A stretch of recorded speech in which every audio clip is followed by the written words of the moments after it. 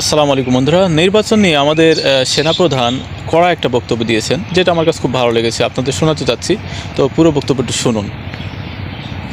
প্রত্যেকটা কনস্টিটুয়েন্সিতে কিছু ক্রিমিনাল থাকতে পারে, সবাই এই ধরনের অপকর্ম করবে না। ইলেকশন ডেতে ব্রিগিং করা, ভোটারদের পোলিং স্টেশনে যেতে বাধা প্রদান করা ইত্যাদি, সেটার জন্য আমরা আশা করব যে আমার বাহিনী এদের বিরুদ্ধে অ্যাকশন নেবে। আপনারা আইদার ডিটেনশন অথবা মামলা, যেটুকু বলে, মানে অপরাধ করলে যেটুকু আইনের আওতায় নিয়ে আসতে হবে। আইনের আওতায় যদি নিয়ে আসেন তাহলে আমি মনে করি নির্বাচন করাটা খুব সহজ হয়ে যাবে। পুলিশ বাহিনীর জন্য, র্যাব, বিজিবি, সশস্ত্র বাহিনী, সবার জন্য নির্বাচন করা সহজ হয়ে যাবে। যে অপরাধ করলো আমরা ধরে হস্তান্তর করলাম, কিন্তু কোনো আইনগত ব্যবস্থা না হলো না, সেটা কাউন্টার প্রোডাক্টিভ হবে। আমি সারাদিন এই কাজ করতে থাকবো, আর যদি ওরা বের হয়ে যায়, আপনারা যদি শাস্তি প্রদান না করেন কোনো রকম, তাহলে এই এফোর্টটা ফিউটাইল। এই জন্য আমার বিনীত অনুরোধ থাকবে আপনাদের প্রতি, যারা এগুলো করার জন্য কম্পিটেন্ট অথরিটি, তাদেরকে আমি অনুরোধ করব এই ব্যবস্থাটা আপনারা দয়া করে নেবেন। বিমান বাহিনীর প্রধান এবং নৌ প্রধান এবং আমরা আছি, বিমান বাহিনীর সিনিয়র সদস্যরা আছেন, এয়ারফোর্সের সিনিয়র সদস্যরা আছেন, জিওসি 9 পদাতিক ডিভিশন আছেন।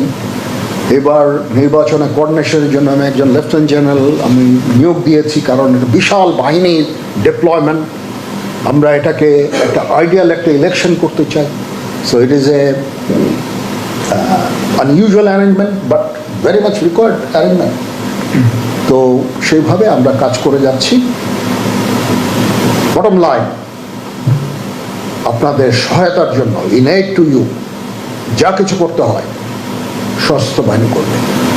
মাইনরিটিদের জন্য একটা বিশেষ ব্যবস্থা নিতে হবে, তাদেরকে সুরক্ষা প্রদান করা। জানি তারা অলরেডি সুরক্ষিত, তারপরেও একটা হাইট বিভিন্ন কর্নার থেকে তুলে মাইনরিটিদের প্রতি এই করা হচ্ছে, ওই করা হচ্ছে, which is not true, exaggerated information. But তারপরেও তাদের প্রতিও আমাদের একটা বিশেষ যত্ন নিতে হবে, যেন ওনারা নির্ভয় বাসা থেকে বের হয়ে ভোট কাজ করে ফেরত আসতে পারে। এটা অ্যাপ্লিকেবল ফর অল দি, যত ভোটার আছে সবার জন্যই এটা অ্যাপ্লিকেবল। ইনশাল্লাহ এই কাজটা হবে। আমি কৃতজ্ঞতা জানাচ্ছি আপনাদের, আপনারা দূর দূরান্ত থেকে এসেছেন। আমাদের civil military relation is wonderful. আমি বারবারই আমি বলি, এত চমৎকার একটা রিলেশন আমরা মেনটেন করছি সেনাবাহিনী পুলিশের মধ্যে, সেনাবাহিনী সশস্ত্র বাহিনী সিভিল অ্যাডমিনিস্ট্রেশনের মধ্যে। রিয়েলি দিস এ মানে প্রেজ ওয়ার্থি, এত চমৎকার আমাদের সমন্বয়, understanding, and this is our strength.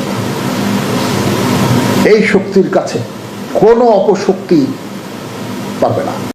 তো বাংলাদেশ সেনাবাহিনী এবার যদি বাংলাদেশের প্রত্যেকটা মানুষের ভোটকে নিরপেক্ষভাবে প্রদান করার সেই সুযোগ দেয়, তাহলে বাংলাদেশের সেনাবাহিনীকে বাংলাদেশের মানুষ মাথায় তুলে রাখবে এবং তাদেরকে প্রশংসার দাবিদার বানাবে, এটা আমরা বলতে পারি।